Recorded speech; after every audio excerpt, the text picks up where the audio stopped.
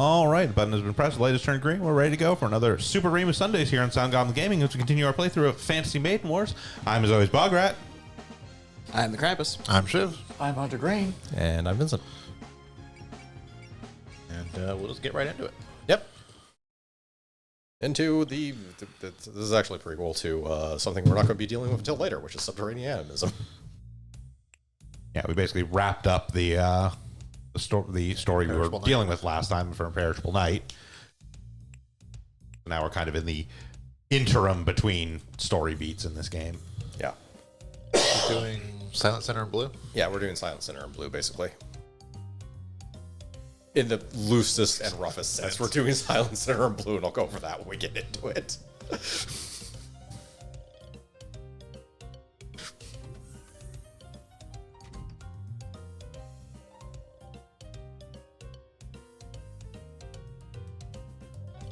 Oh, no, wait, no. Sorry, this is, I'm skipping ahead a chapter. This is the Lunar Expedition, which has its own thing tied to it. Basically, it's this game's specific plot. Ah, okay. Yeah.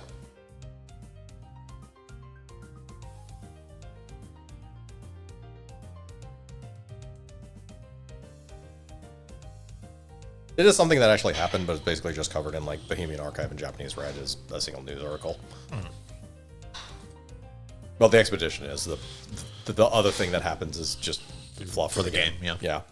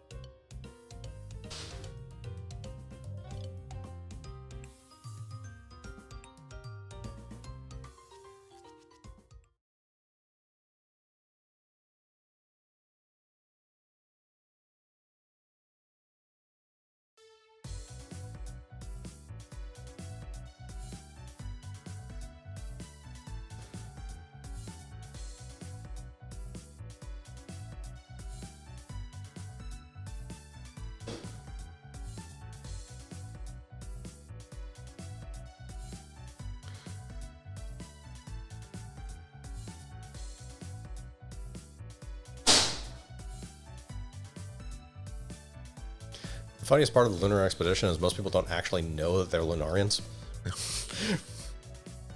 The village and most yokai just think they're just humans who live in the bamboo forest of the lost.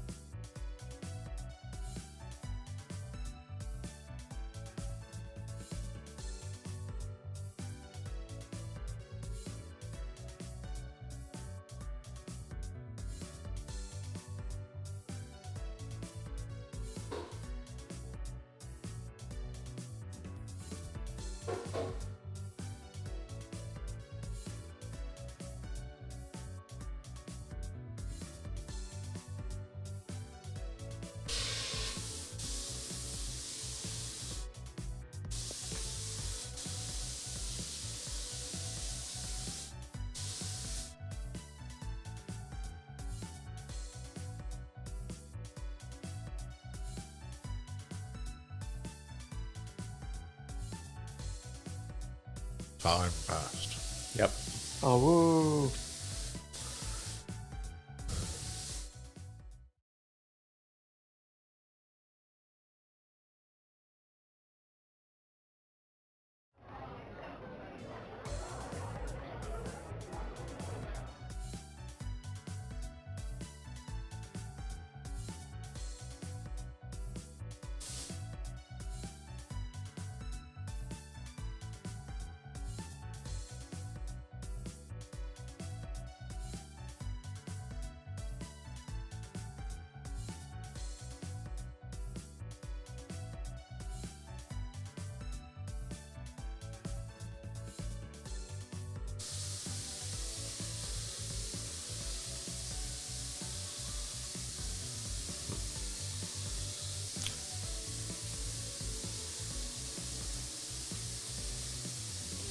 Clearly they weren't coming because they're busy working on the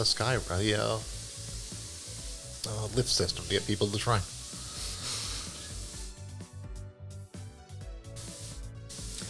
I don't remember whether the gondola or when that actually happens.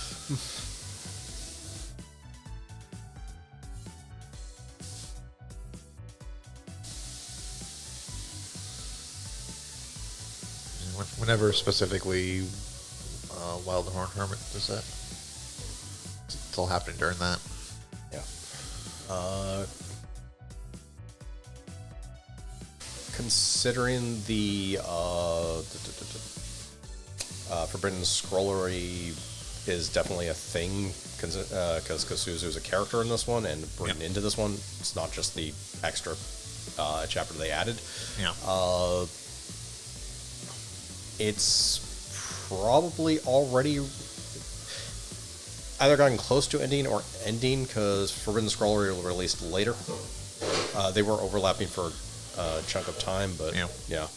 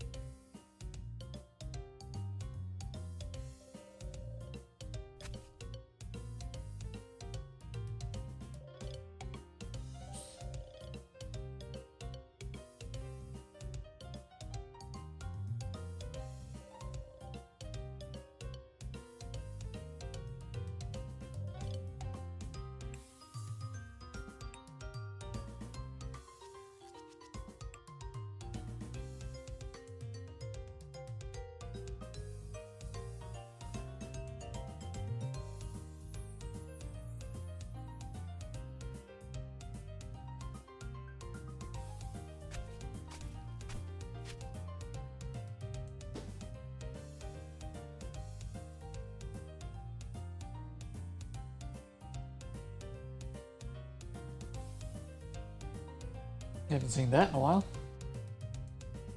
Sure. Yeah, sure. Well, we didn't do the Mercer route, so. Oh, I guess that makes sense. I do keep forgetting that it's connected there. Although we're done with route splits for the rest of the game, I think. Yeah, the last route split isn't because the actual end route. It's the actual end route. And we don't have a choice there. No.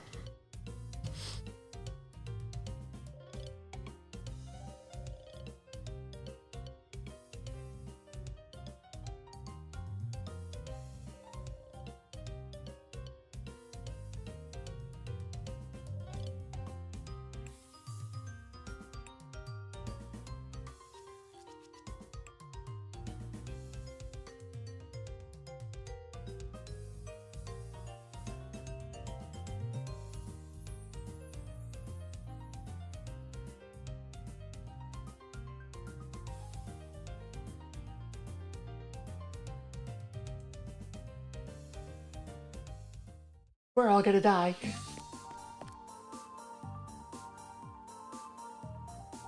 You're fine as long as you can't crush you. Yep.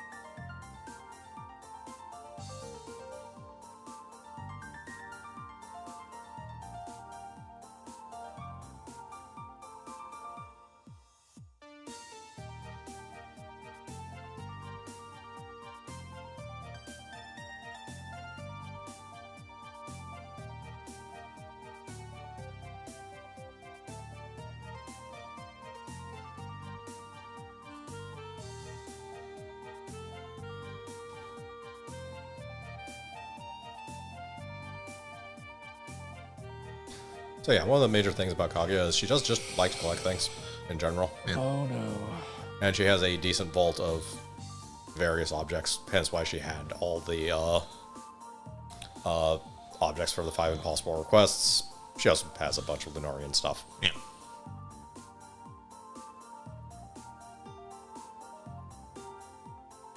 Also, during the expedition, they absolutely did have Moon Rabbit pounded mochi. There's only one Moon Rabbit. They're very busy. Poor Moon Rabbit. Yeah, because they don't have the other Moon Rabbit here. So...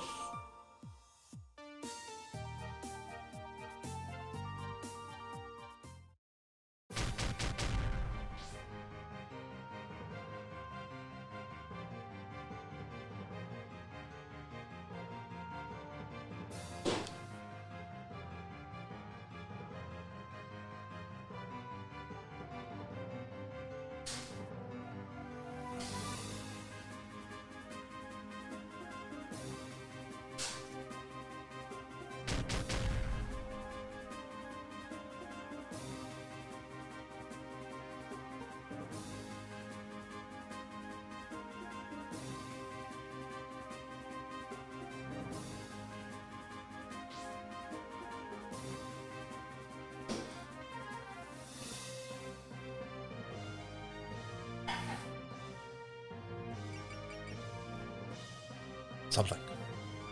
Yep. Could be anything. Talk to a bunch of people, if I remember correctly. Yeah. Once we get into the spell card, the actual victor condition changes. Makes sense.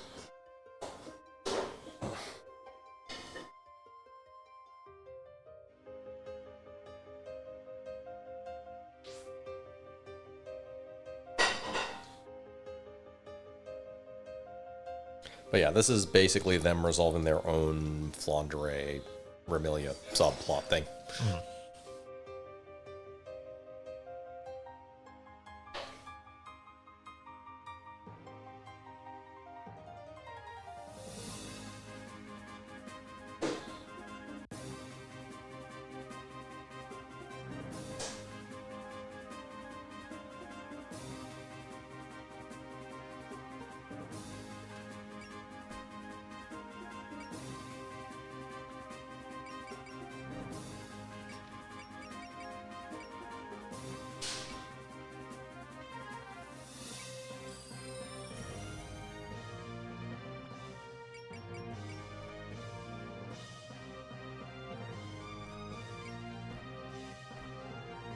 Buffs for everyone.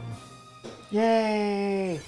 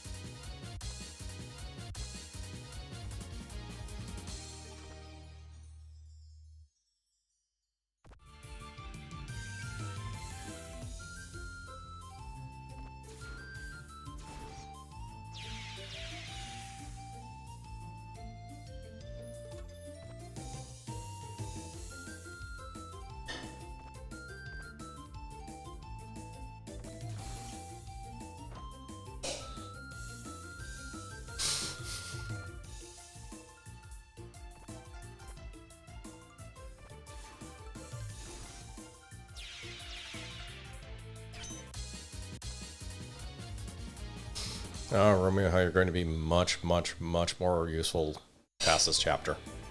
Oh. Shoved directly on one of the vampires' backpacks. Or backs. Just always have night terrain. Yes, because the next several maps are all day. So they either have to have an umbrella or Rumia. Rumia.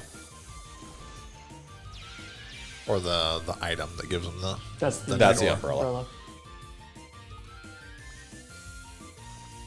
Or alternatively, if you want to annoy yourself, you can have them both separate from Rumia and have Rumia, or have them always live in Rumia's aura. But I don't recommend this one. I can say that sounds boring. That's just obnoxious. You basically have to keep them within 3 of Rumia, or depending on what her aura size is. But I think at the moment it's 3. Yeah. Like, don't get me wrong, I love my girl, but nah, she's much more useful as a support on that one. Well, that's a move. I forgot how fucking fast she was. Oh, The Romelia's movement range. yeah, yes, because she has the +2 movement +2 range from movement the skill. upgrade. Yeah.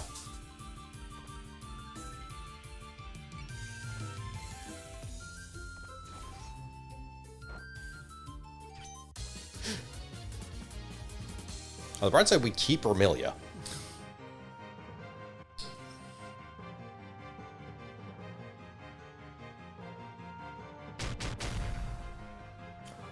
Was disaster proof. That's a resistant.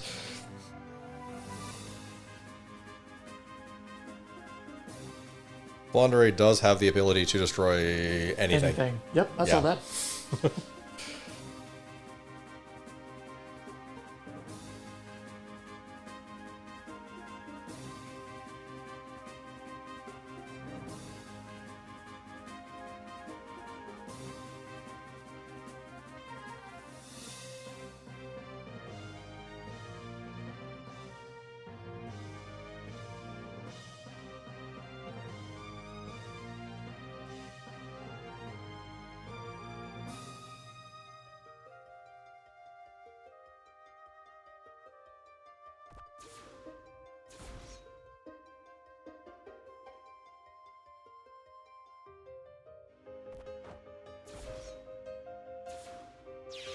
That bat, You great chose job. that bet. Yeah. Kill me! Kill me! Bat, thank you.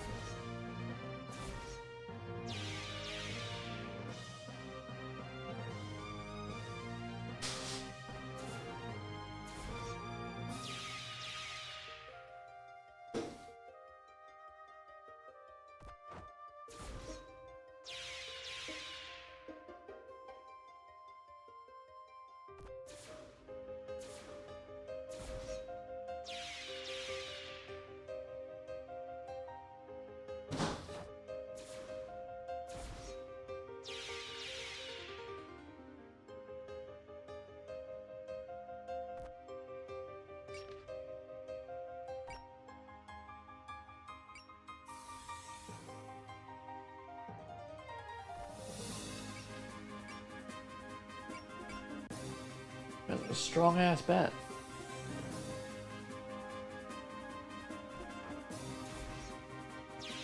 It's a dead bet. The dead bat. Yep.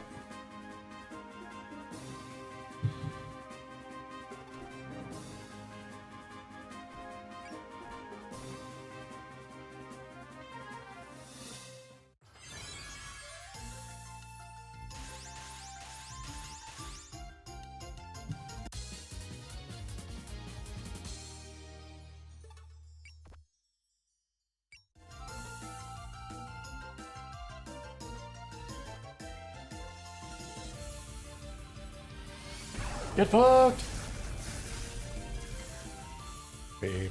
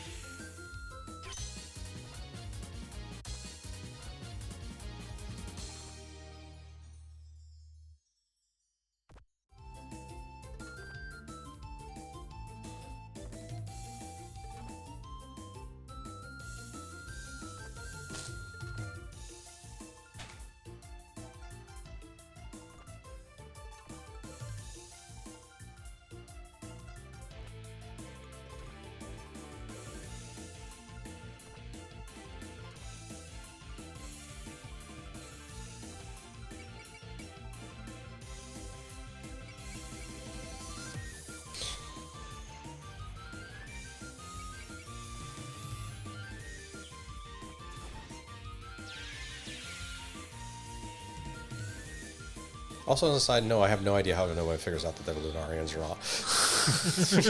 You're literally doing a lunar expedition. Here's a bunch of stuff from the moon. Oh, it's strange you have this.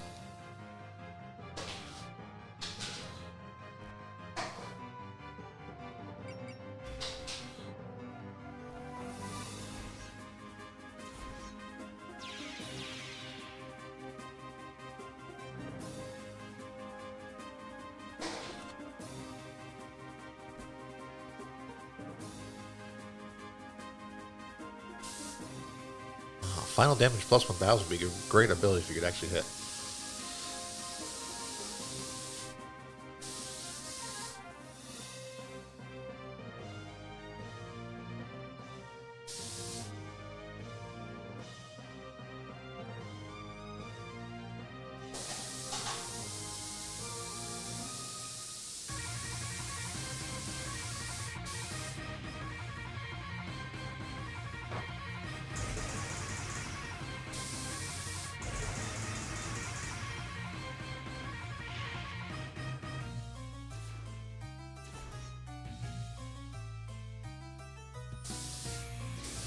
Full power mode.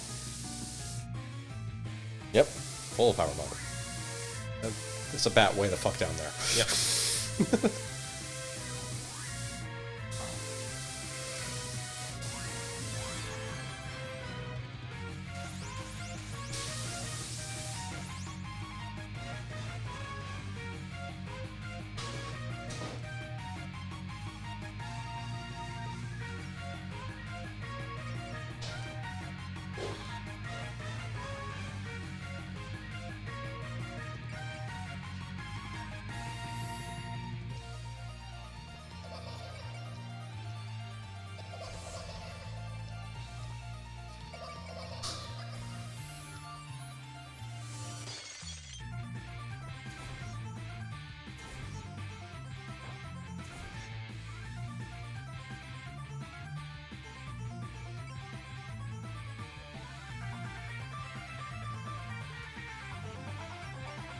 Alright.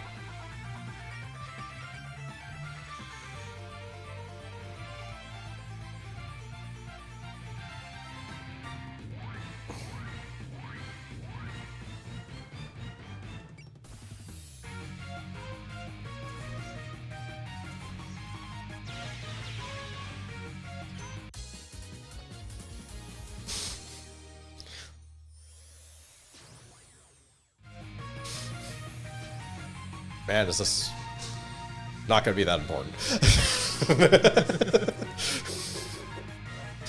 The next spell card has an infinite duration, but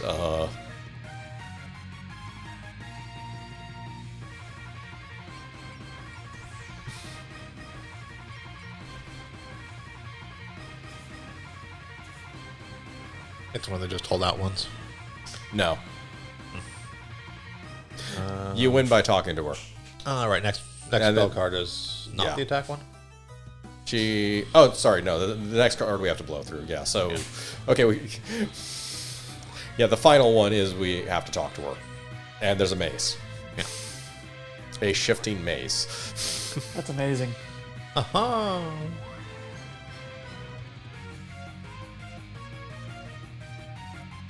Don't be upset that I beat you to it. I was just gonna say it's a very corny joke. Maze. I'm not leaving. I'm boxed in. No, I'm actually.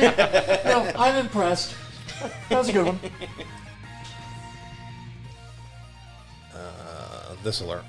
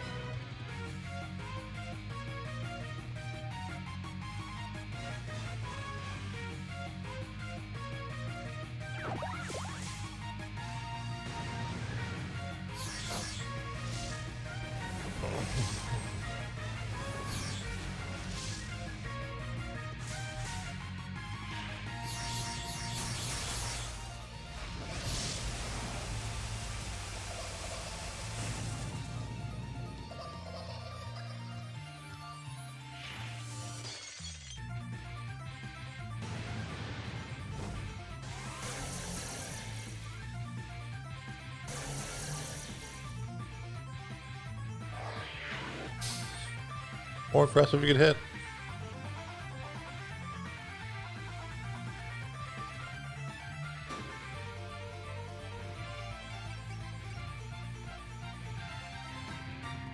Speaking of hitting, hit me.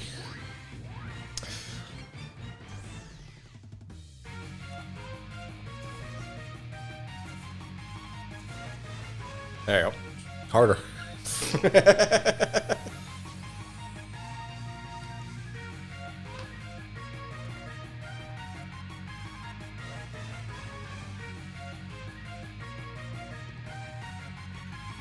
No.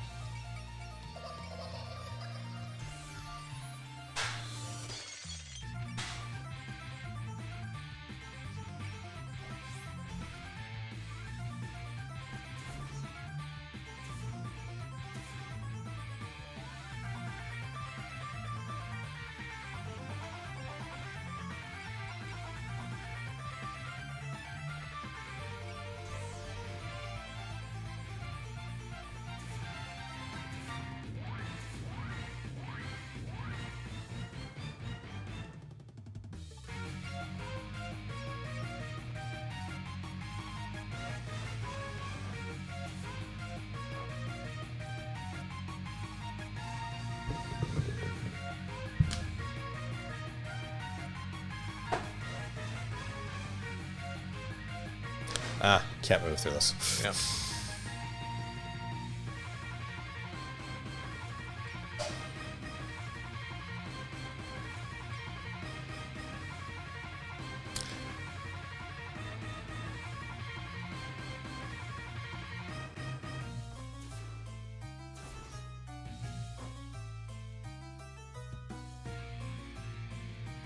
The only thing is, she is a vampire, so she does heal.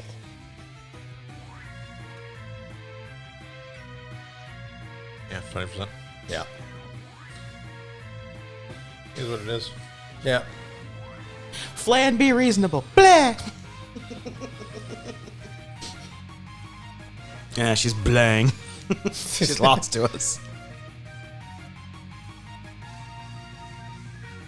Alright, someone hit her for the rest of her HP. That'll probably work. Actually, switch for... Yeah. Yeah.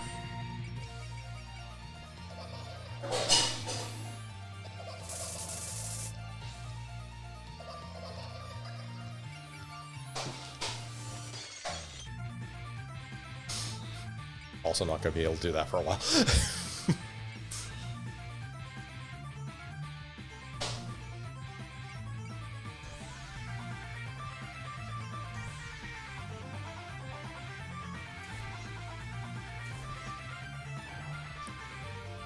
Because I don't care if you die if you're stuck in the middle of an attack card. Yeah, she might not be, actually.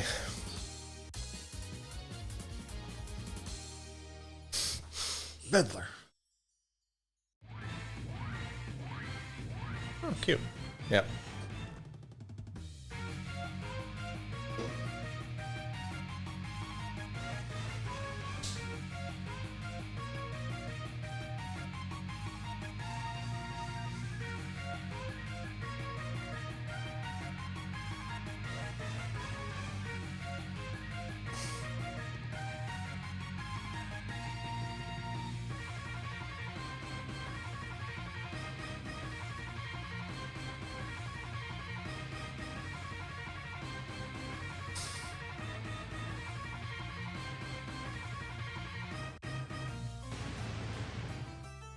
Taboo, Maze of Love.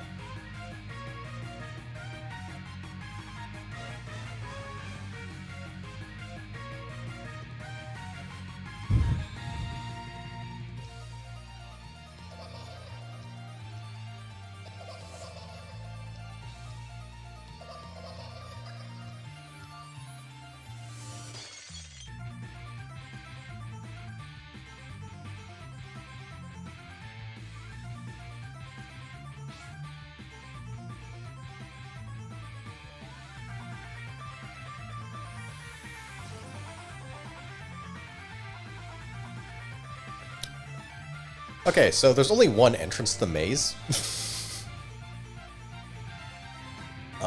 Yeah, it's right down there. This rotates. I believe they rotate clockwise, but I'm not positive.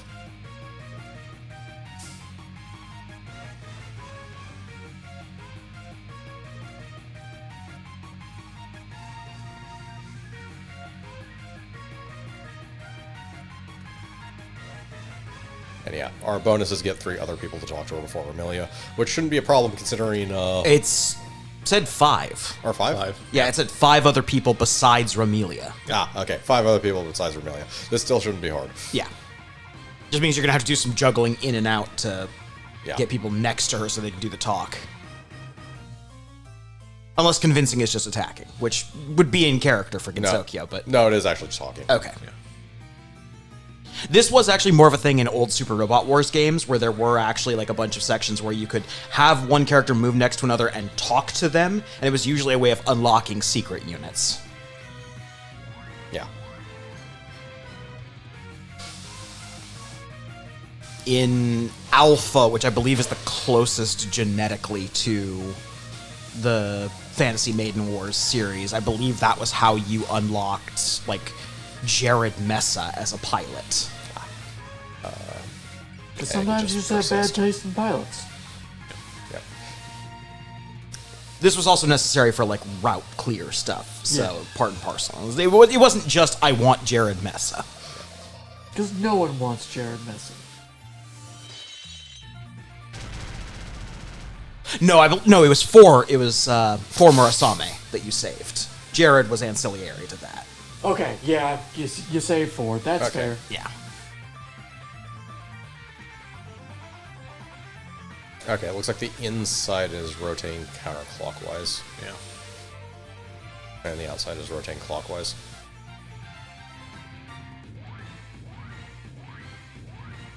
Or the middle, rather.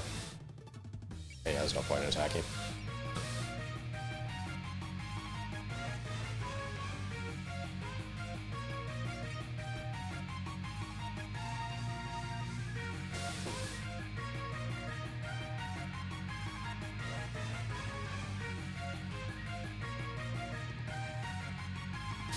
It might also just be a random header, I'm not positive.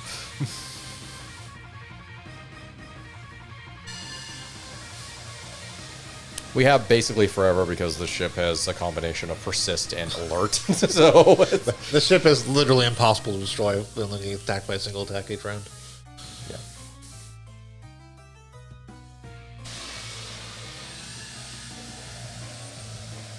Yeah, by the time we took enough damage from taking 10 damage at a time to actually need to use trust to have built up to like maximum on every character. Yeah. But yeah, we're basically done attacking. This is entirely just maneuver things. Yep.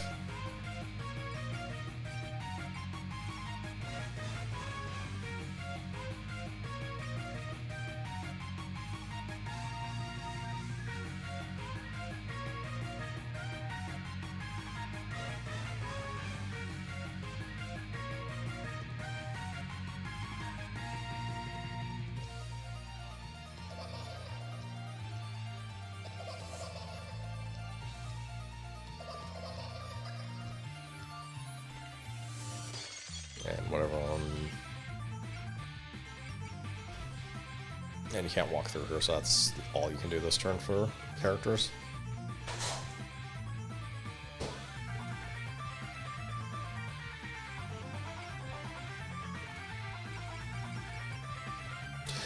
Notably, you can switch and talk with the other character too. That's what I was going to ask. Can we just switch Yeah. and do the other character, and that counts as another one? Yeah, it does.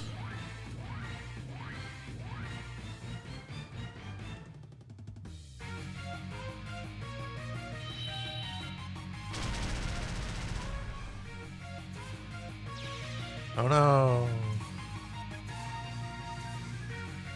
Alright, we got to defend with the ship.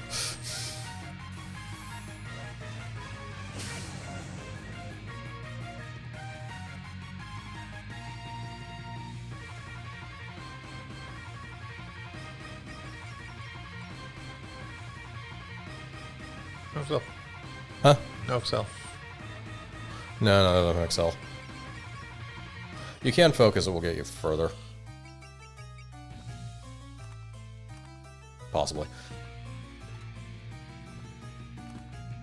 Yeah.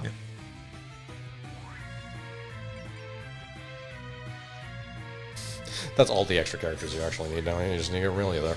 Yep. I think just waiting with the boat long enough at this point.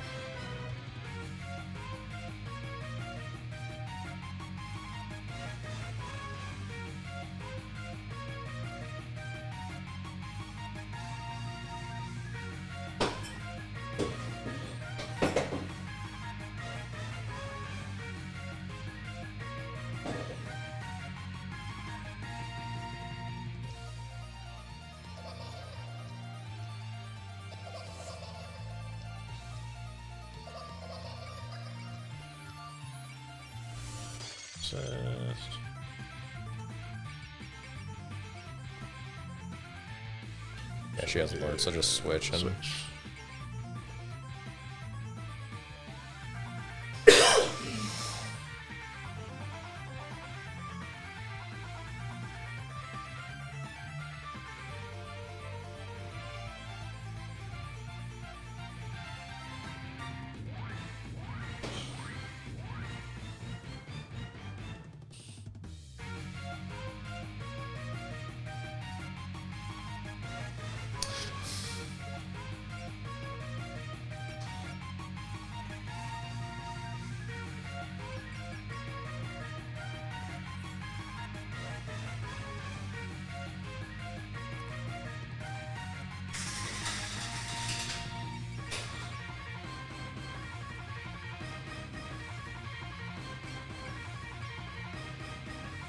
behind might actually be able to move further. She probably can, actually. Yeah. Just jump onto the... Yeah, that works. That should be the 5th one, and then... Yeah, it's just Vermilia. Yep. Just remember to use a survival skill on the ship, otherwise it's gonna die. Yeah.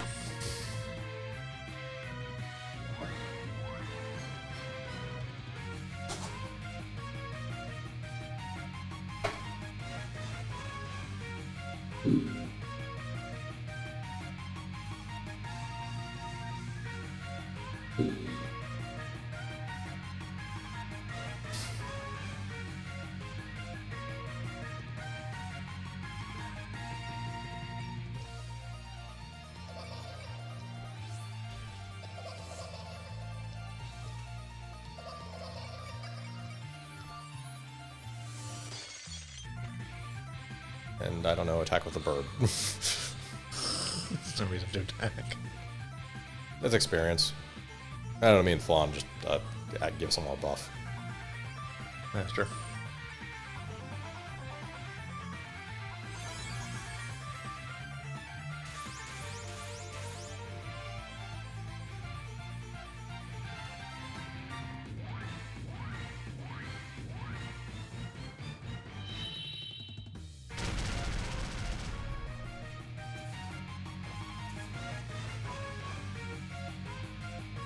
Alright, where's the entrance to the sun? Right there. Okay. Just throw some on the boat and,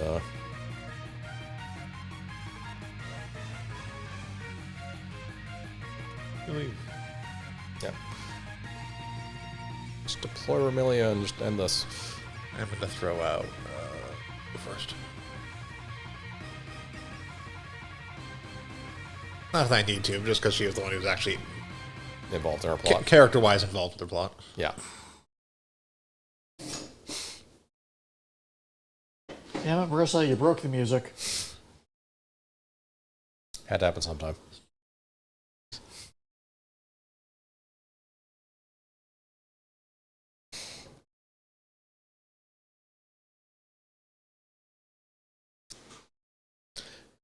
Before we end this scenario, go back to objectives for a second. Yep. Chapter 4, or E4, question mark, question mark, question mark, question mark, question mark, question mark. Yep. That's what I thought. They don't actually tell you the name of the scenario until you're done with it.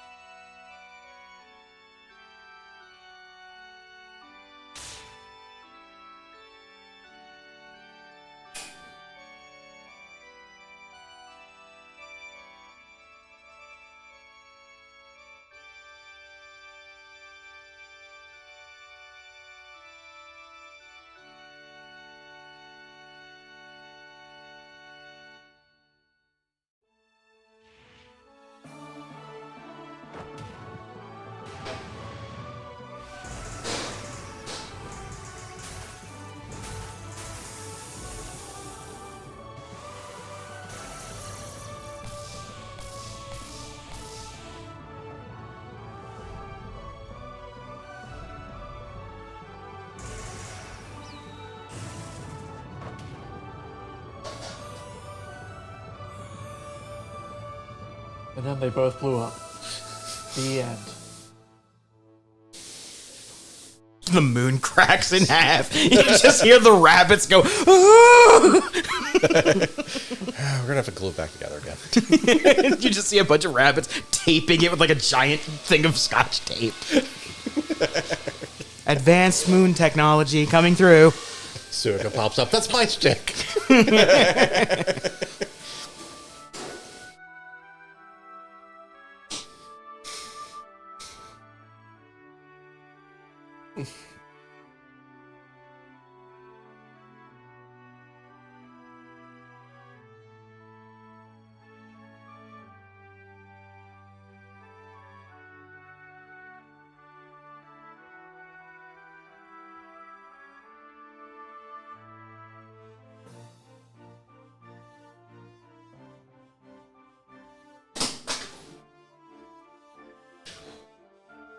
And again, this game's characterizations aren't exactly spot on. Reading Silent Senator in Blue again reminds me that Romelia is very childish and petty.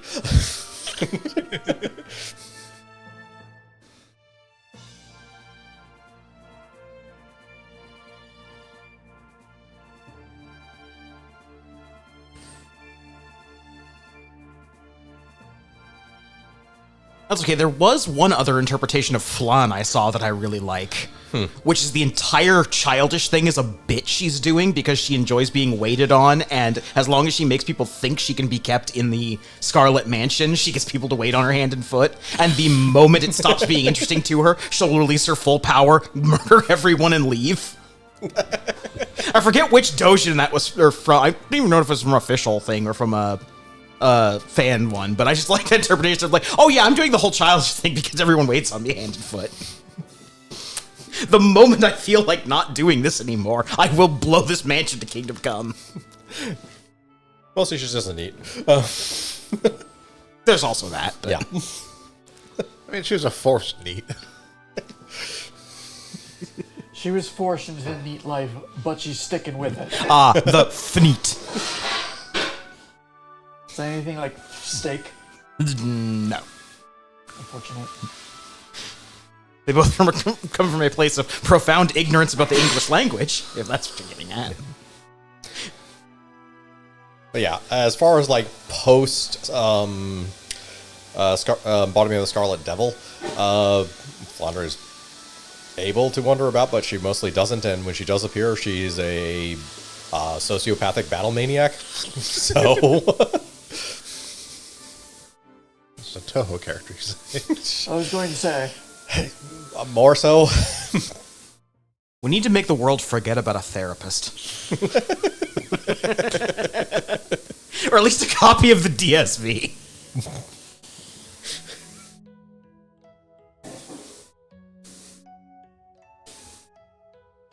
So now, if being from the real world should be like, you people need therapy.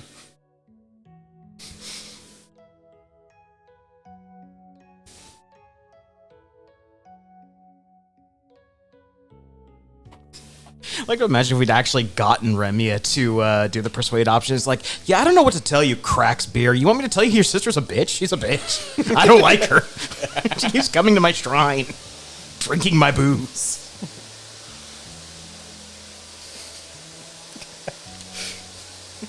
Honestly, it'd be fine if you both stayed the fuck home.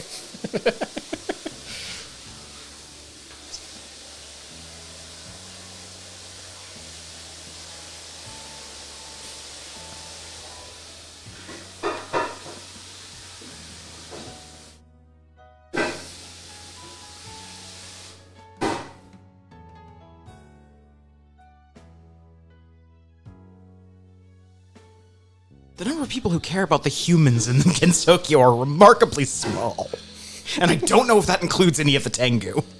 I was going to say, it's not that they care about the humans. All the yokai care about the humans in Kensokyo. Yeah, they do. But not in the...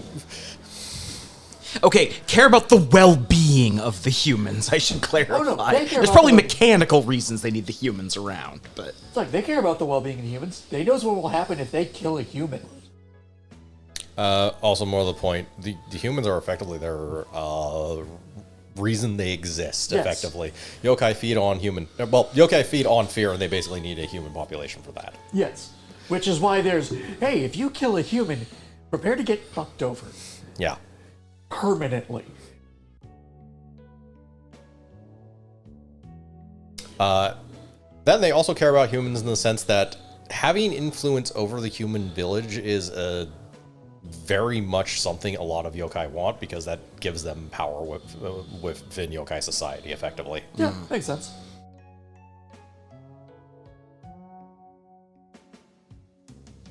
It is something they go over a lot in Forbidden Scrollery, because there is a lot of yokai who are basically attempting to grow their influence within the human village.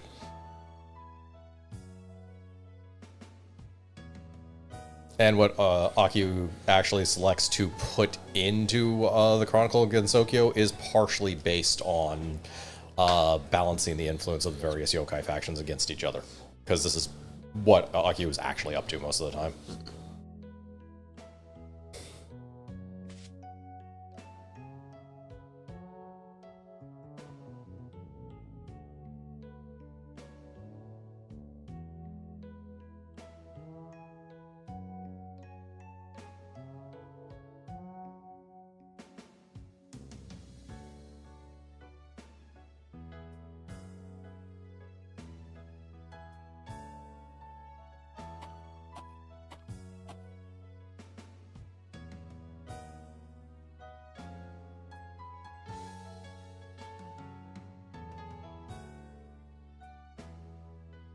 I was supposed to say, Kaguya goes, "Oh, please, they're peasants. Do they have more than, like, what, $10? How much could a banana cost? It's one banana. I know where we're living. I got insurance on everything. I'm making a fucking mint.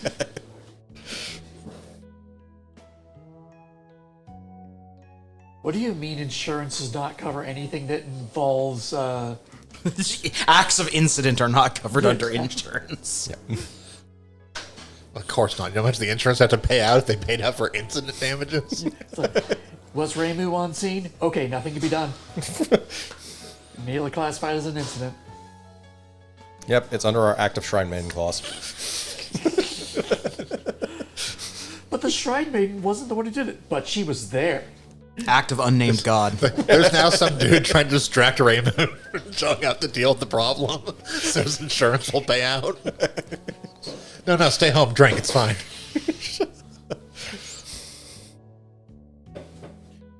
I am here on behalf of the human village. We say it's cool. You don't gotta go.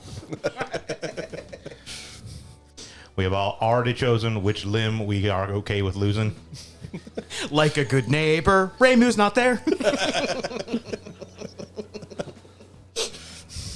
Look, if you did show up, all you'd do is fight, yokai. Oh, she's already gone. Shit. I think you just encouraged her. Stone Cold Reimu only shows up when she's needed and then leaves off stage. By God, it's Raymond with a chair. Driving in on a quad. Cracks open 2 beers. Where did you get that, Reimu? Lunarians. Borrowed it from Kaguya. Or it's one of those things that shows up in that guy's store. Yeah, I was Yeah. gonna say something shows in the store. Yeah. Found this modern object, a steel chair. It just menaces aura. Slightly bent already. Has the same paper stuff as her stick. I've The upgraded. steel chair, go ahead. And then there were none. The actual name of the star. Also, please note at the very end there, they talk about what the actual end of that story is.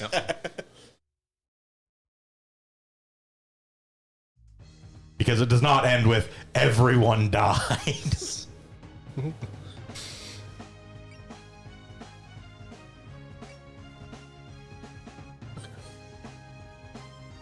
Oh, we have an extra 1.5 now. Yep. I mean, probably just Diose. Okay, you'll... I think this is I a... don't know if we have a 1.5 other than Diose, so almost certainly just Diose. Yep. I can Technically we have the fairies. We have fairies. They're all 1.5, but I would take Diose before I take one of the fairies light. I cannot tell what that red text is on Romelia. Unavailable. Unavailable. Okay. Yeah. She doesn't start on the map, effectively. Yeah, basically she will be there, but not until later. Yeah. I think this is a day map, so she may need the umbrella, because she can't have Rumi as a backpack currently. The slot is locked. Day map. Just equip. Yeah. As opposed to the nothing we have wrong with anyways. Parasol.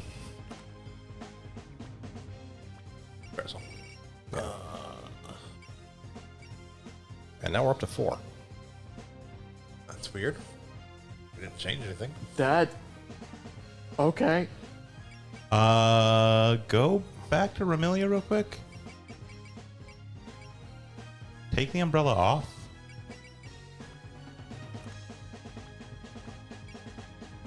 No. No, That's just weird. Okay, wait. Follow up theory. 3, 6, 11, 13, 14, 15, 16, 17, 18, 19, 20, 21. Yeah, we have 21 points of people here. Yeah, so it was wrong before when it was saying only 1.5 available for whatever reason. Weird. I imagine it probably would have switched as well when we actually put Diose in. Yeah. In any case, this is the party we're going to have through Chapter 49. Dios is better off on her own, honestly. But It's also either that or we'd bring both Cyrano and Diose. Yeah. That puts us over by half a point. Yeah.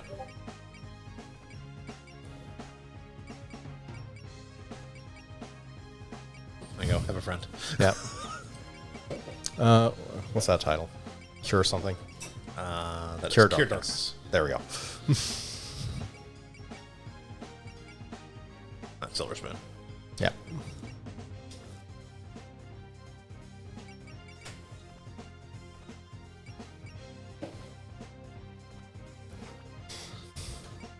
Okay, now we have this prequel chapter for Subterranean Animism. Then we're going to go off and do a completely different plot. Actually, no, sorry. Then we're going to go off and do a completely different plot and entangle it with UFO again. Yeah, wait. And then I've got a lot of explaining to do because there's some differences between...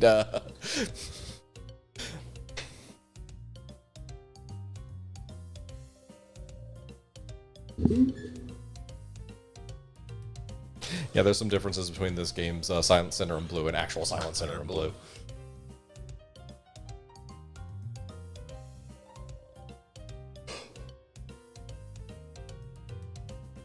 Most notably, there's a Yukari-shaped hole in the plot.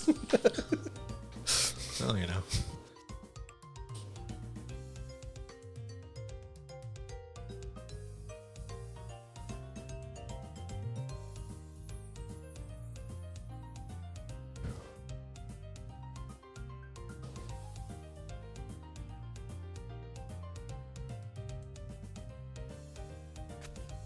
What's up, bitches? Want some tea?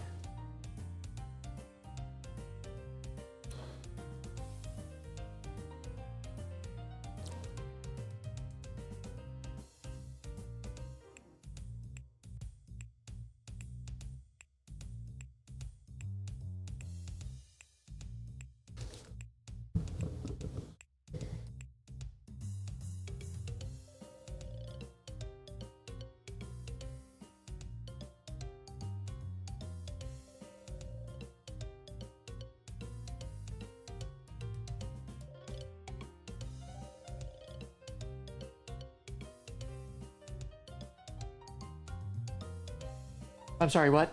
Yeah. And build a rocket to go to the moon.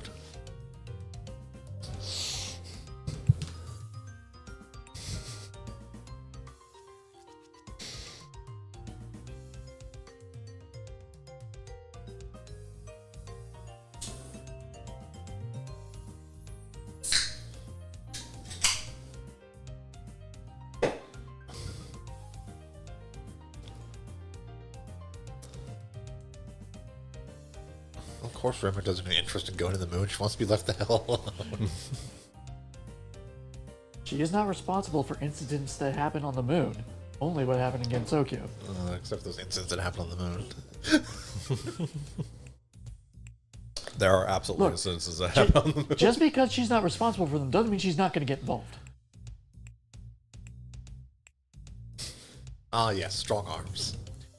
So strictly speaking, the moon exists within Gensokyo. Oh, god damn it.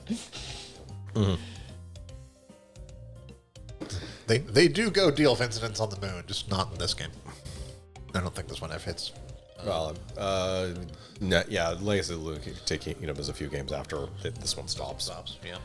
And mind you, the reason they're on the moon is because crap is happening in Gensokyo because Because the moon's doing shit. yeah. It's also just this weird thing of the Great Gensokyo Barrier is ill-defined. Yeah, okay. Yeah. That the Lunarians have their own technology of But, like, concealment as well, and Because yeah. there is a moon in Gensokyo, that means that the moon is technically part of Gensokyo Yeah. as far as being responsible for dealing with incidents.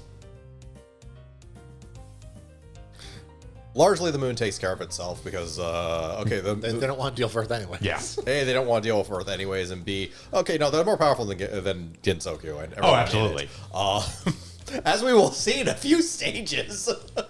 But no, it's this weird thing where the moon is technically the moon and is the same moon in Gensokyo as it is outside of Gensokyo. But technically, because the moon exists inside Gensokyo, it is Reimu's responsibility. As long as they're doing an incident that affects Gensokyo, but Yes. they're just messing around. The moon itself doesn't do anything. No. But yeah, unless the, I don't know, Lunarians decide to invade Gensokyo for some reason, which is absolutely the beginning plot of one of the games of Legacy of the Lunatic Kingdom. Yeah. And getting back and forth still requires the various things. Neither side can really march an army one way or the other. You have to use either a Lunar Veil, which can only take one person, go through the Dreamlands, or be Yukari. Yeah. I was like, Link removed the barrier between an illusionary moon on a body of water and the moon. Mm-hmm. Or ill-defined JoJo power of control borders.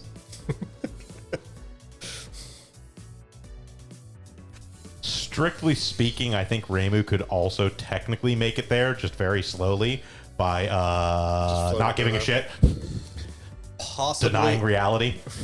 Possibly, but she'd also have to have very strong motivation in order to do it, so it's not likely. She is actually how they get to the moon in the first place, and the game actually does go over it. Granted, it's very different at the same time, but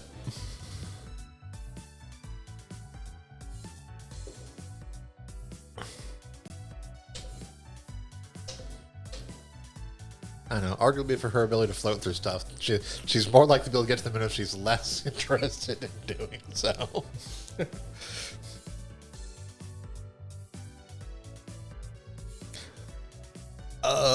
well, the most likely way for her to do so is if she needed to get to the moon for a reason and wasn't interested in the why, or not, or the That's how. true. Yeah. I need to get there, but thinking about an actual way to get there is far too much effort. Yeah. And Silent Sinner and Blue takes place well before the more ridiculous aspects of her power come out. It is actually after Innate Dream is a thing, because it takes place after Imperishable Night, because that's actually when it comes up. Yeah.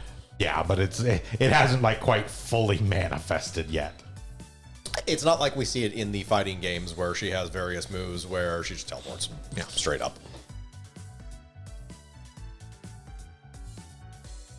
And we know how it works in this game when we eventually get it, which is just while you're in focus mode, you just don't take graze damage. Yep. For a couple turns. It's a super form. I just got it. It's like a 3-turn super form. Yeah, I just got it, but it's a post stage one, so I haven't used it yet. Yeah.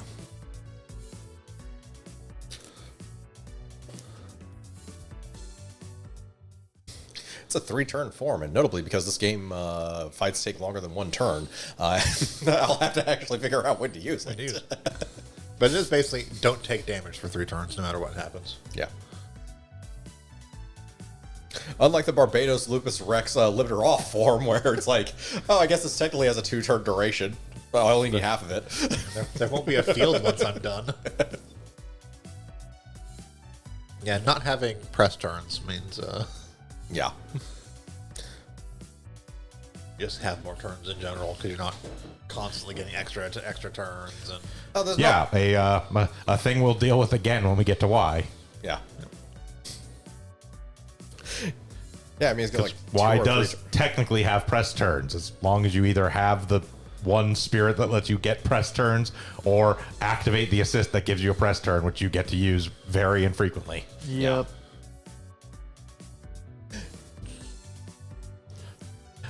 By which I mean there's a distinct reason why the dude from Macross had my highest kill count and why.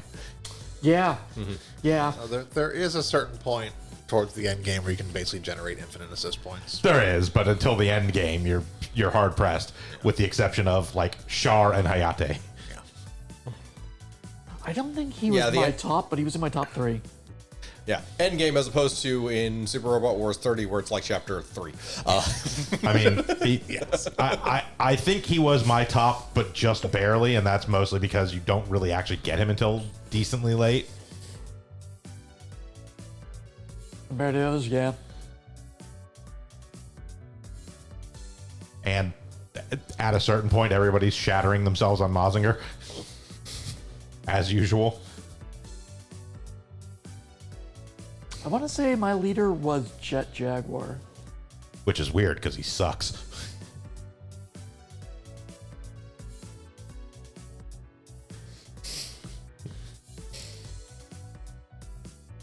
He does start out real bad. It's when he gets his power up and he's a decent unit if you're fighting against Kaiju, which granted is a fair amount of the game. Or if you don't actually need to fucking go anywhere on the map. He's so fucking slow. I had decent range on him. He's so fucking slow. I compared to things like Hayate, okay. who can cross half of any map in that game in a single turn. I was going to say, that's not fair. Hayate, I think, has the highest move. I think he's tied with Char. Yeah.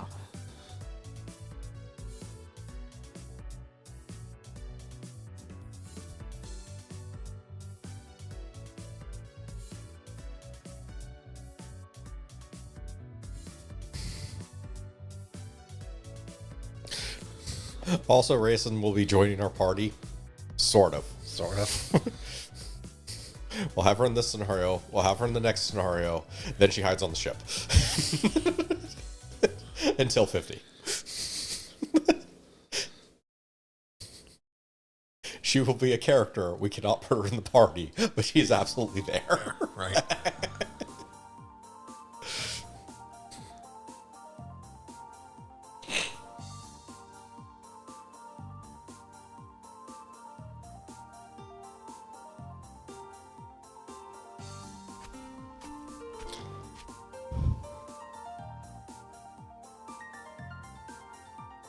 You'll never get to the moon with Earth technology. Earthlings have made it to the moon. Yeah, they declared war on the moon. Yeah. Yeah. Put a flag there and everything. Claimed it as their own.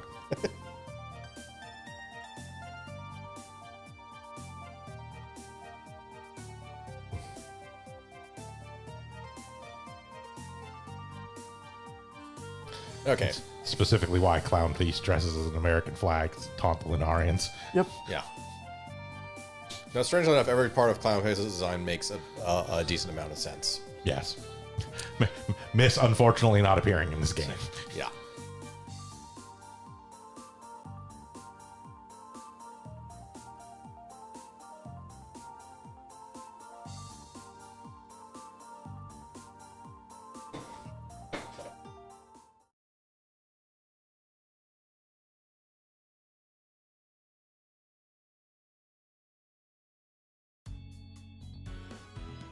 Glimpse in a future sky.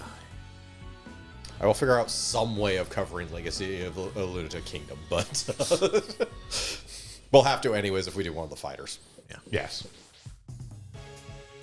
I think we could technically just play Legacy of Lunacy or Yeah. Lunatic Kingdom. A vengeful spirit. Yes, and we'll get through like chapter 3 if I'm trying to do it because I suck.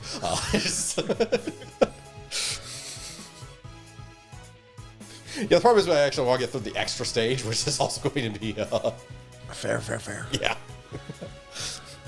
I think is Clown Face the only named Hell Fairy? Yes. Yeah. Why is she a hellfair? She doesn't even live in hell. She does. She live under the Hakurai Shrine currently. In a fake hell That's that true. you created. That's true. Yeah. Because she's from hell. She is in her fake hell underneath the shrine. Yes. This town's weird. She's Because she's originally from hell. yeah. She's also effectively Ramu's heater.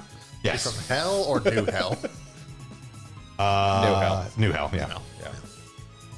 She's not from old hell or former hell. She's from hell. She's not from Hell Classic. It's important we need to make this distinction. Yes. Because it's just us fucking around.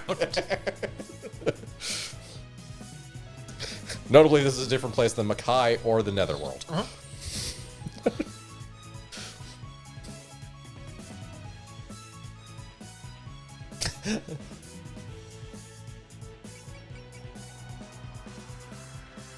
Okay. Simple enough. Yeah, this is a straightforward scenario.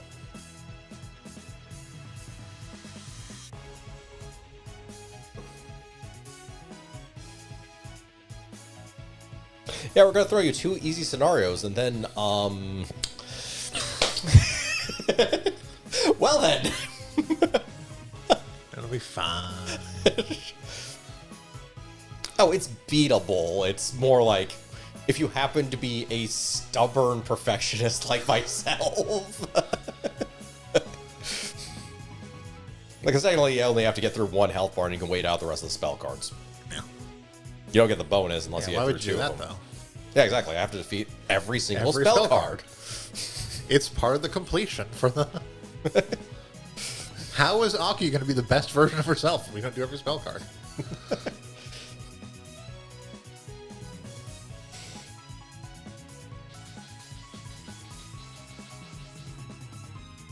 Random bullshit, go.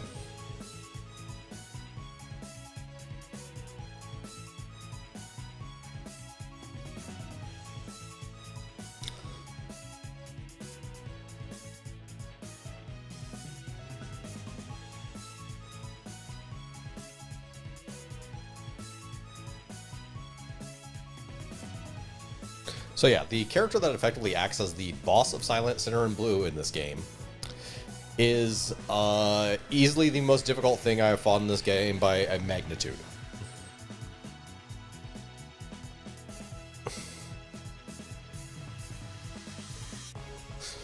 Note, that spirit has an AoE attack.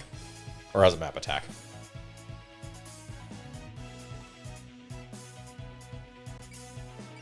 I believe it's yeah.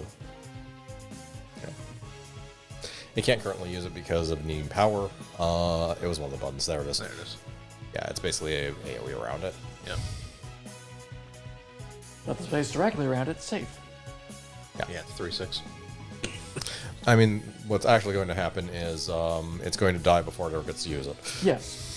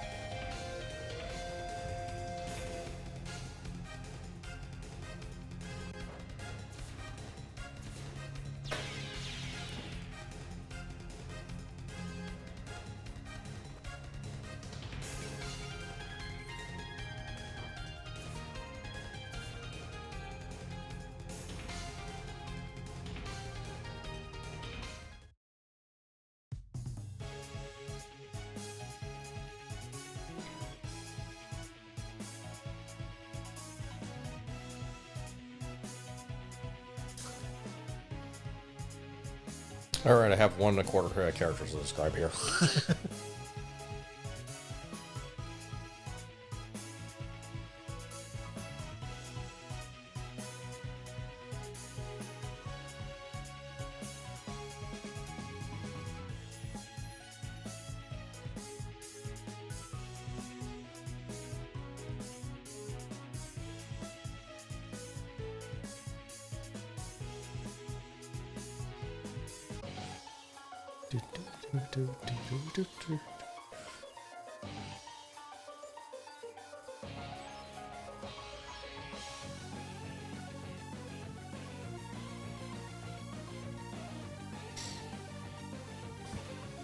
All right, now we got finally a usable Ryzen, and your mission, and your goal for this mission is to use invisible full moon.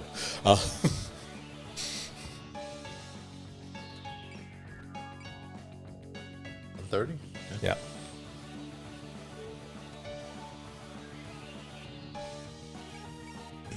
Howl of the Horned Owl. Yep, she recovered health.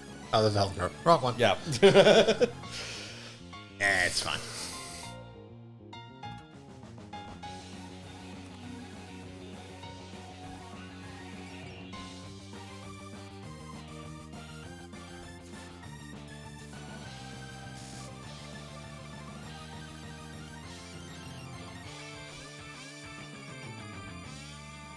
Yes, to explain a little bit, because if we do ever talk about her, it'll be for sometime significantly later.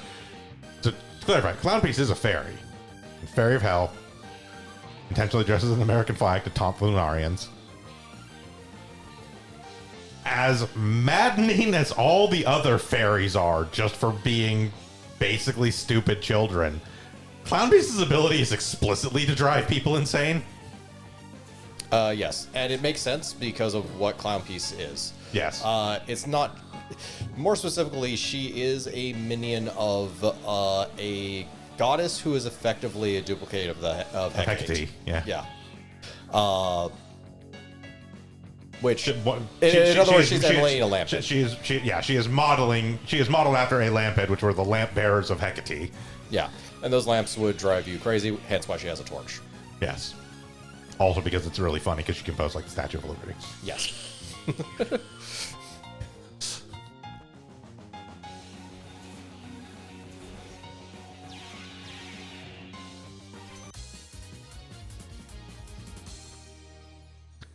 It's also worth noting in the, JoJo bullshit style of Toho, the light of her torch driving you insane can apply both mentally and physically. It can, in fact, just make your body go berserk. Because why not? Yeah, not just any punch, but an ultimate Utsuho punch. Yep. That she's going to mess with. That's neither here nor there. And, of course, in the fandom, because she's America, she's just firing guns all the time. So, Utsuho I will actually be describing more of way later, because this is, strangely enough, taking place before a lot of the more important parts of her. But she is one of Satori's two pets, or two named pets, basically, along with Rin. She is a Hellcrow, and you know how we've described a bunch of these characters as really, really, really stupid? This is the dumbest character in Gensokyo. Ooh. You dumb girl. And missed.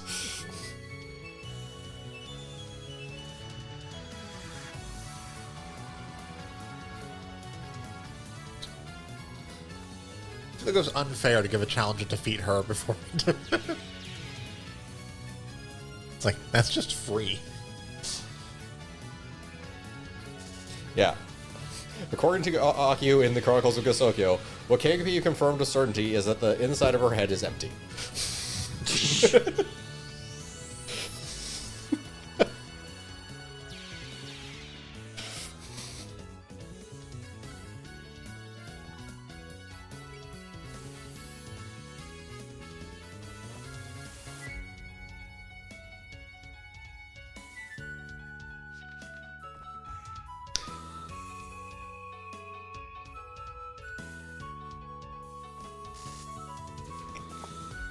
But yeah, Satori is kind of in an administrative position within former Hell.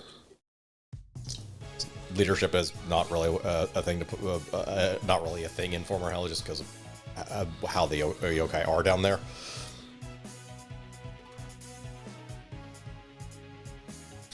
But her main job is basically dealing with the vengeful spirits. The issue is vengeful spirits are incredibly dangerous to yokai, especially because they can very easily possess them.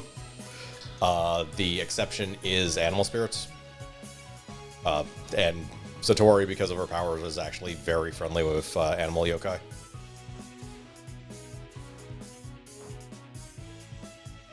So she's effectively in charge of dealing with the vengeful spirits down there. Utsuho herself tends the fires of blazing hell.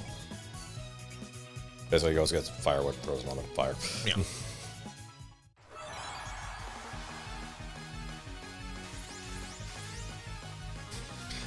Power! Use the right one this time.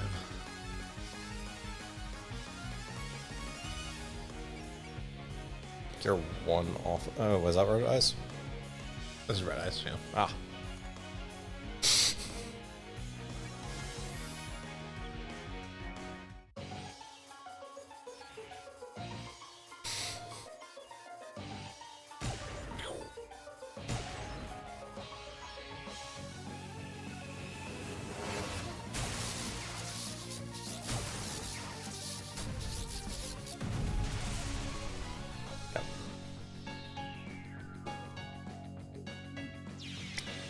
Okay, it's the next one I'm thinking of.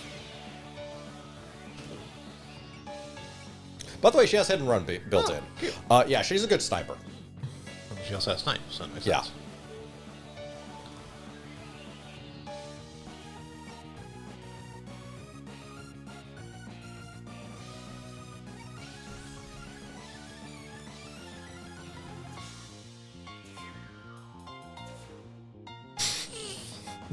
P square, and then I also attacked myself.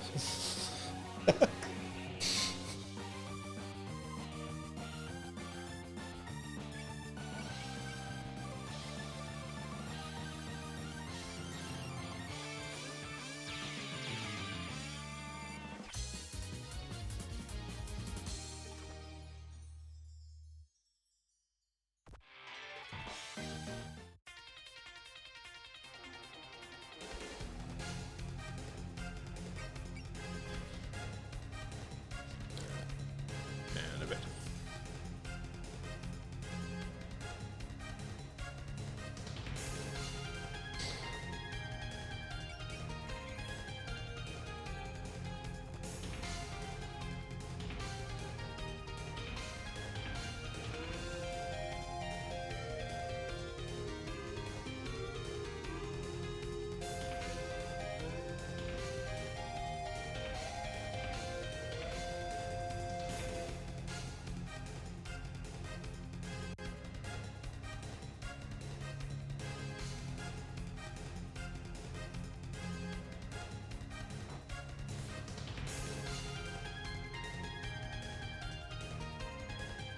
That's not an ability, that's a crime. What's that? A Rin's ability.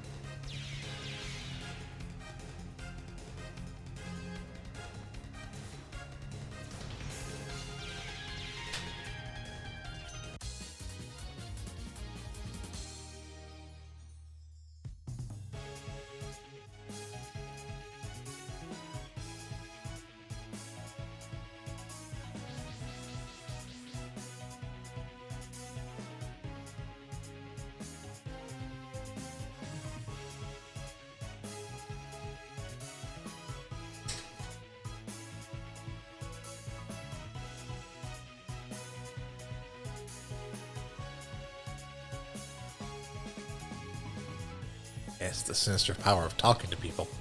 Yep.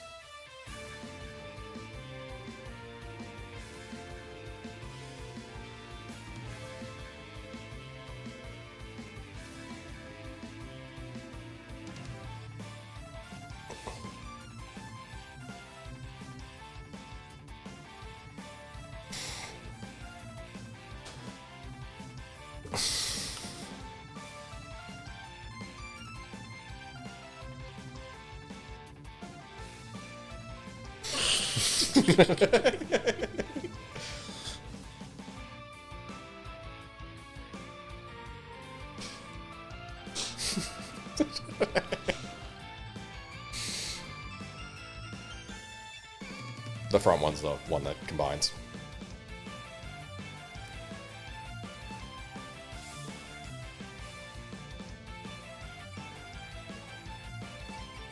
Ah, all good. Apparently all gonna do it. Alright.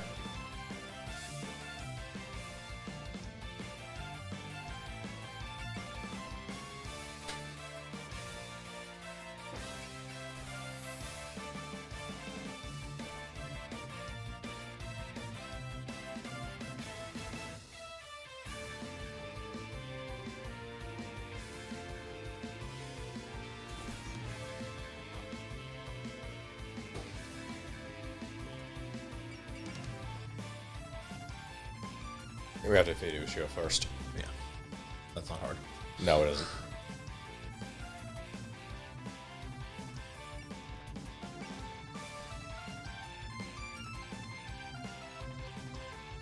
There's the one up there.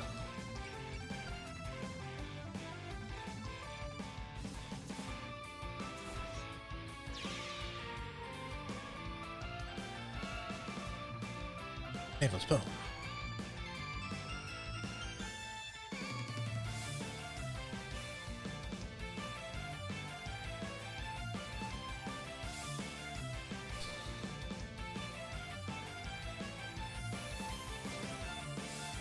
Full power mode.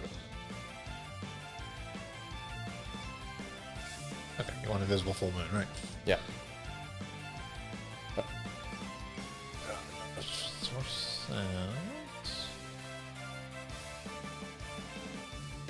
Oh, shoot something else, I guess. Yeah.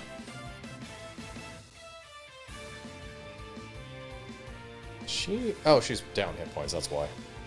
Yeah, she is. You can fix that. Yeah, you might as well focus as well.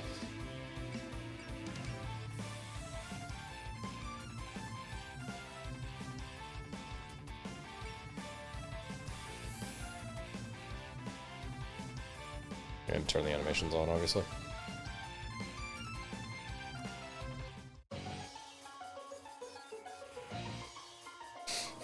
Stop or I'll shoot. Oh my god! Did it just now occur to you that the one from the moon probably has the Gundam X shit? Yes, it actually just occurred to me. Yeah. That's... Oh, that's so fantastic. Yes, Ryson gets the satellite cannon. That's fair.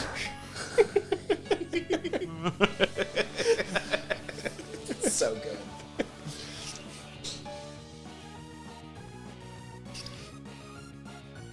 Every super robot nod has been great in this game.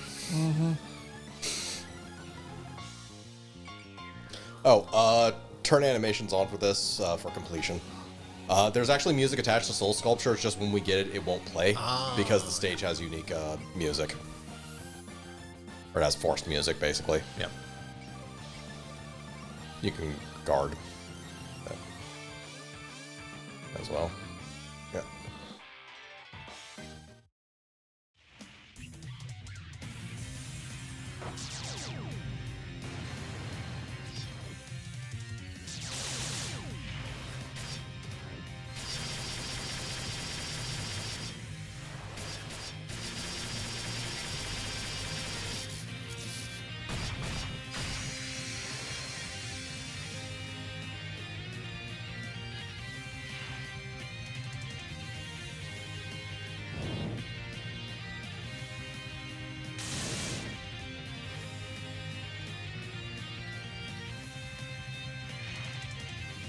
All right, come me.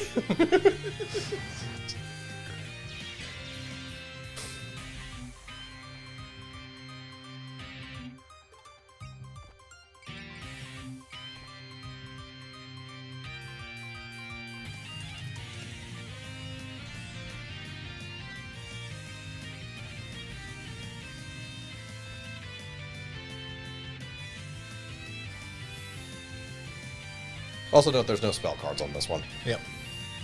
And this is going to kill her. Just going to do a lot of No. damage. I don't think we've seen cats walk. Nope. Okay. Pretty sure we haven't.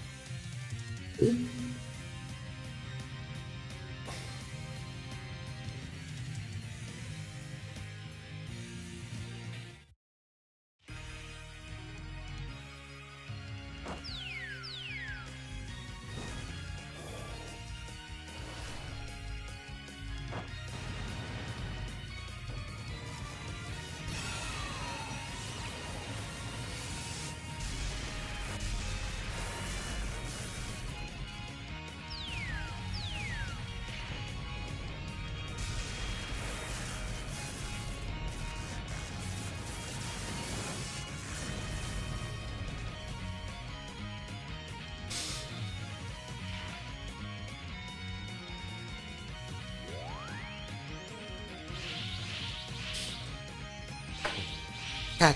I'm a kitty cat. Yep. Kick. Kick. Adorable. Right, so Orin in that form is actually who informs the characters about the goings-on in subterranean animism, and is the actual, like, motivator that starts the incident, effectively. Ah. You don't actually see her form until you get to the stage where she's the boss, basically, as, her full name is actually Rin Bio. The Orin, just because the names are reversed in Japanese, come from just combining the last syllable of the last name with the rest of her name.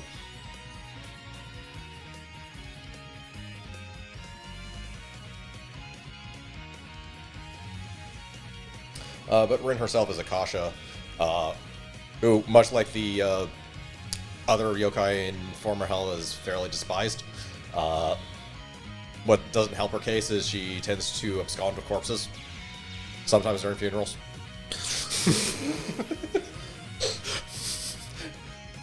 For two reasons. One, she really loves corpses. Two, Oh my. yeah, the fuel that actually keeps the blazing hell burning is actually corpses.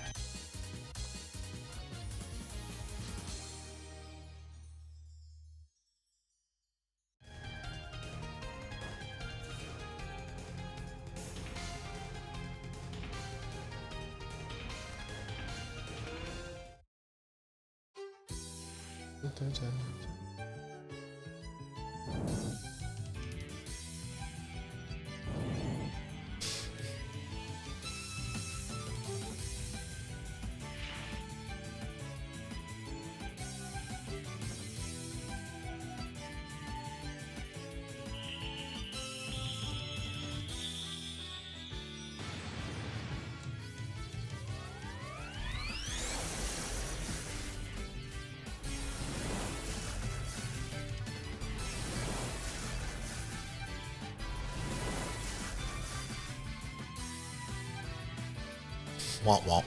Yep. I mean, the characters we don't use, so.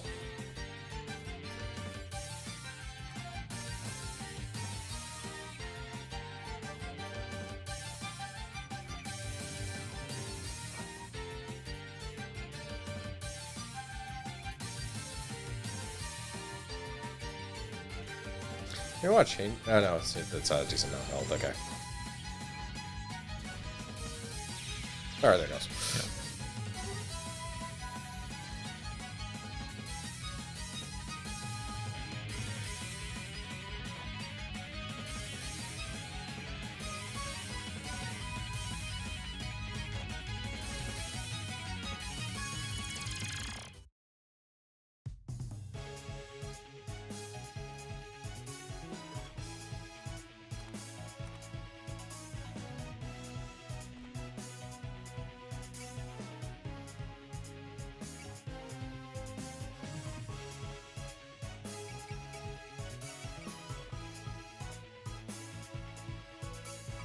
They don't have a sale.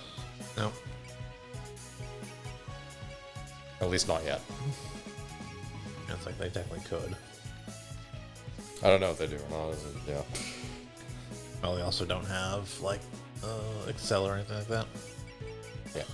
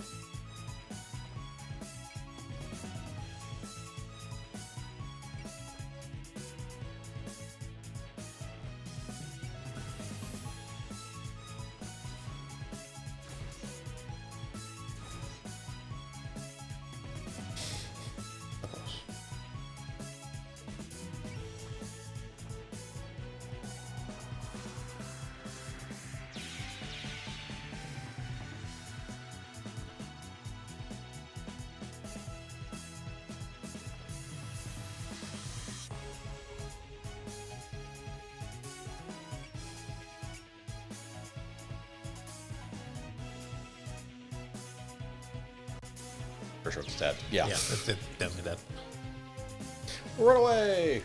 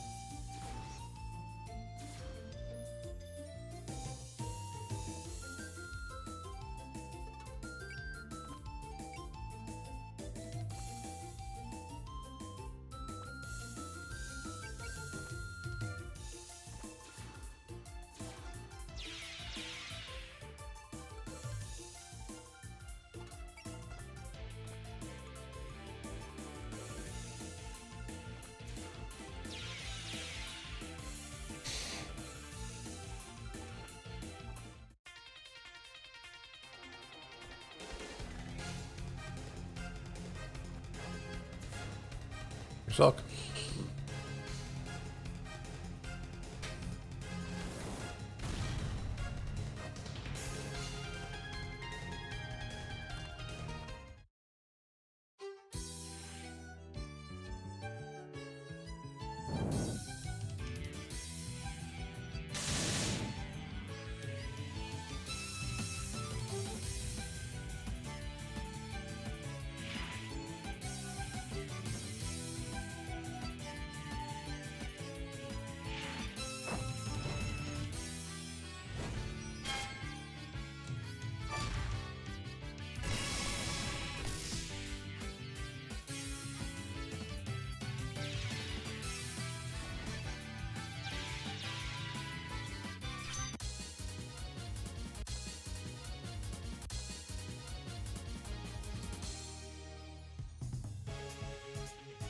Alright, so that one in the south and Rin. Yep. Haven't actually ever used them in the party, so throwing off strong off their attacks. Yeah. Yeah, it takes 6, so it's a pretty large investment. Yeah.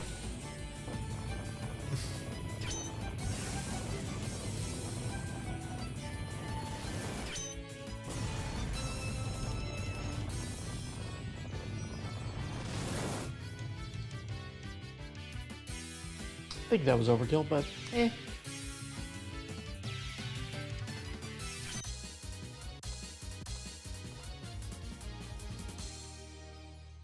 Are we worried about overkill?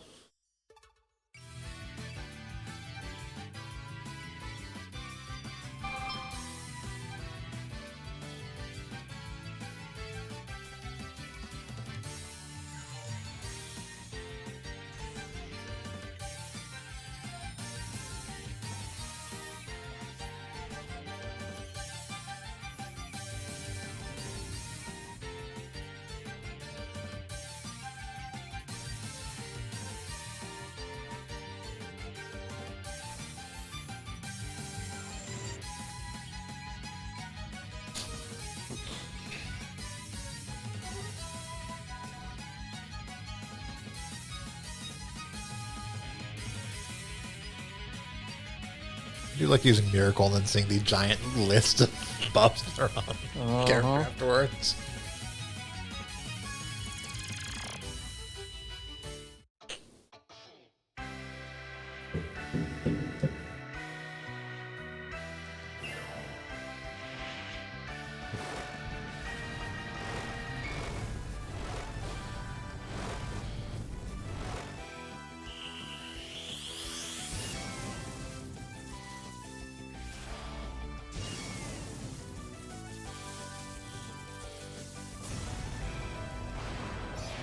And that should be it, because Yep.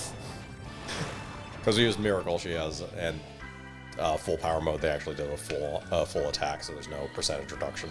Yeah.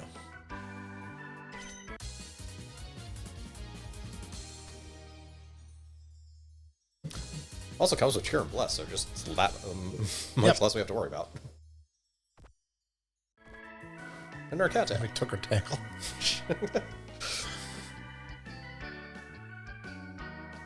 Tails. She has two. Yeah. Oh, she's she's a Necromata? Bakugo. Yeah.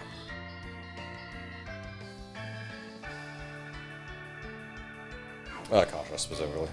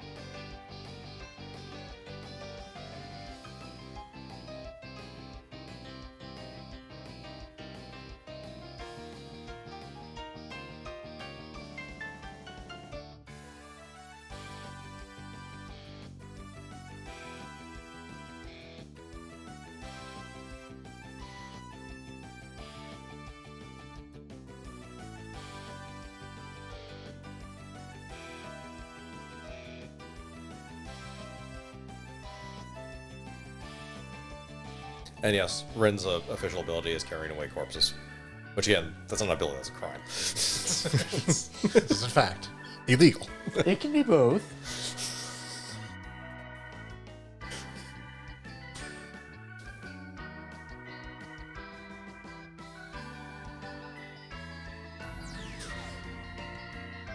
You said her name.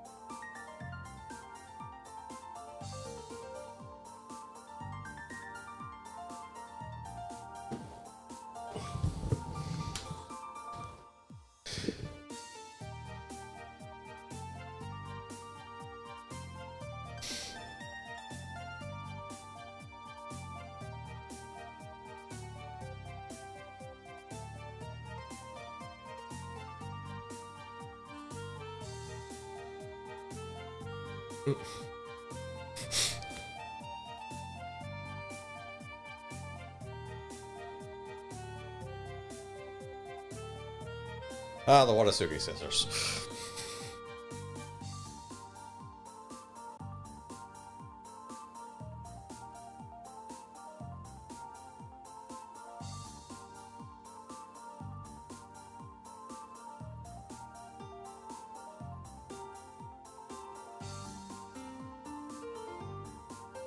Yeah, they will be the main Lunarians for this incident.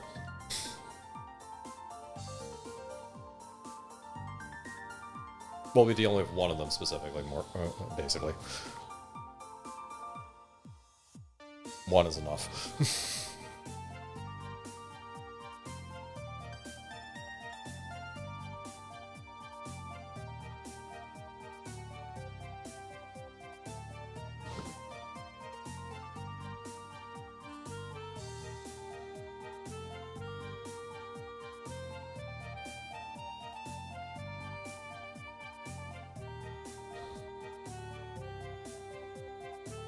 All right. So describe the actual Silencer in Blue in its opening act at the very least, which is what we're starting to get into. The whole thing starts with Yukari sending Ran around to various yokai in order to say she's going to do that thing again where she opens the path to the moon by shrinking the distance between the illusionary moon reflected on the lake and the real one in 1 month. No one directly takes her up on this offer, but Ramilia decides that she wants to get to the moon before Yukari, so she has Patchy research how to get to the moon via a rocket. This is being interpreted through a magician. So, 3-stage cylinder fuel source. yes. So the rocket is a very loose and fast thing, as it's like kind of this weird three-part cylindrical wooden house thing. Is their initial coming up with this? But in the meanwhile, and the other part of the opening part is Rabbit I'll refer to the character for now. Her job on the moon is actually pounding mochi. So she flees to Earth and goes, she doesn't want to do it, but via Lunar Veil, but she kind of holds on to the Lunar Veil. She's initially actually found by Reimu, who keeps the Lunar Veil. But the rabbit makes off with the Lunar Veil while Reimu is sleeping, and eventually gets to Aiyantai and meets Iron. Asks to, asks her help hiding from the Lunarians. Iron kind of rejects her, is like, why do you still have the Lunar Veil if you want to hide from the moon? You still want to go back, don't you? And she kind of admits to that. So Iron actually just repairs the Lunar Veil and hands her, it keeps a scrap of it, however, and hands her a letter for the Watasuki sisters. So the thing about Silent Sinner in Blue, and the thing that does not reflect in this game in any way, shape, or form, the entire thing is just kind of a strange chess game between Iron and Yukari as it plays out.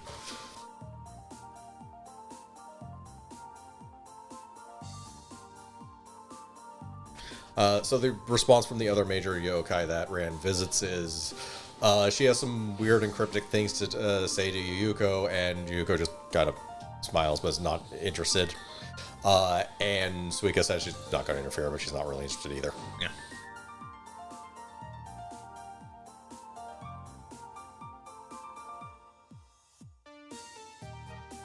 Oh, she could already just punch the moon if she wanted to fuck around the moon.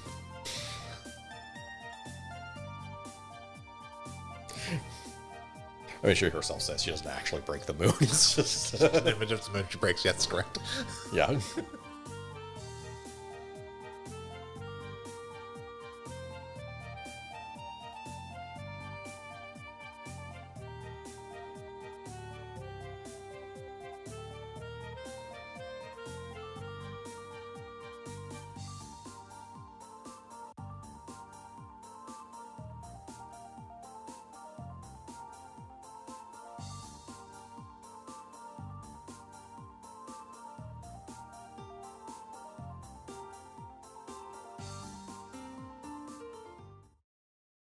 Pack warm clothing.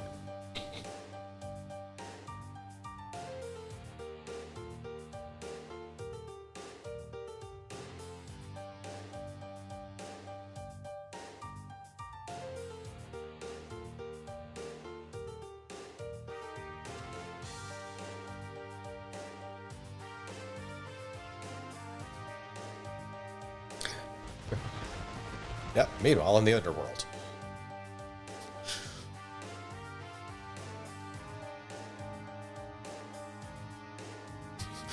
By the way, your boss can read your minds. It's very hard to keep secrets.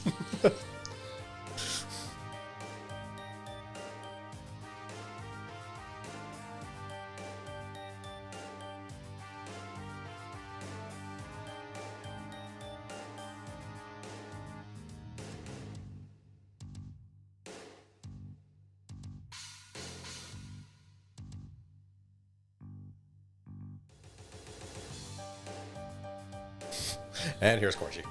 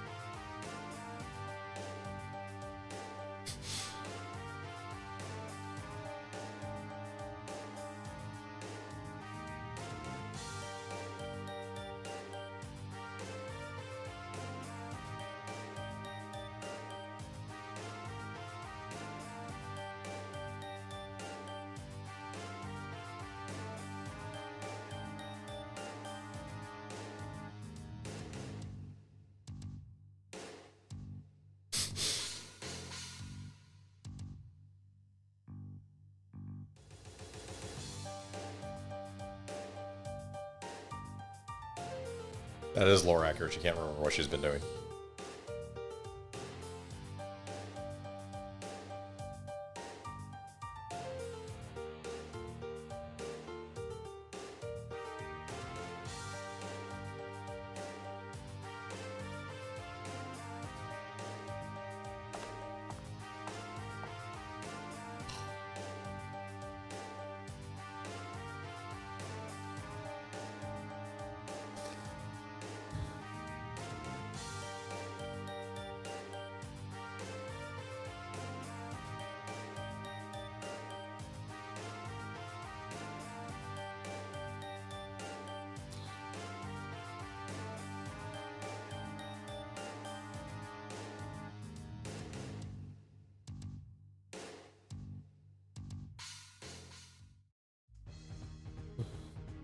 What's our time look like? It's just now 3:30. We could potentially do one more and run a little bit over, or we could call it here.